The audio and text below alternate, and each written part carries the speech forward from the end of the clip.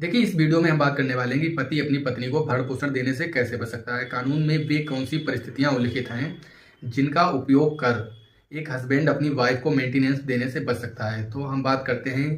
यदि आपके ऊपर धारा 125 सीआरपीसी के अंतर्गत मेंटेनेंस का मुकदमा किया गया है या भारतीय नागरिक सुरक्षा संहिता 2023 की धारा 144 के अंतर्गत आपके ऊपर जो है मेंटेनेंस का दावा किया गया है, तो ऐसे में इन सेक्शन की जो सबसेक्शन 4 है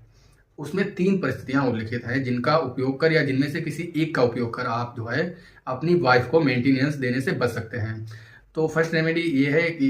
यदि आपकी पत्नी जो है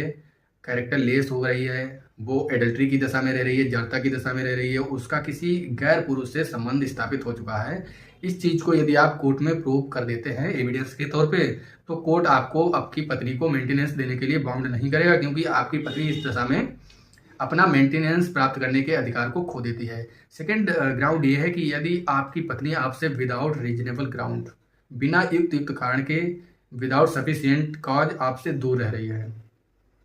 तो आप अपनी पत्नी को मेंटेनेंस देने के लिए कोर्ट के द्वारा बाध्य नहीं किए जाएंगे। तीसरा ग्राउंड ये है कि यदि आप की जो म्यूचुअल कंसेंट है, पारस्परिक सहमति हुई है कि हम लोग एक दूसरे से दूर रहेंगे, तो ऐसे में भी आपकी पत्नी आपसे भरण पोषण की मांग नहीं कर सकती है, वह अपना अधिकार खो देती है इन तीनों परिस्थितियों में।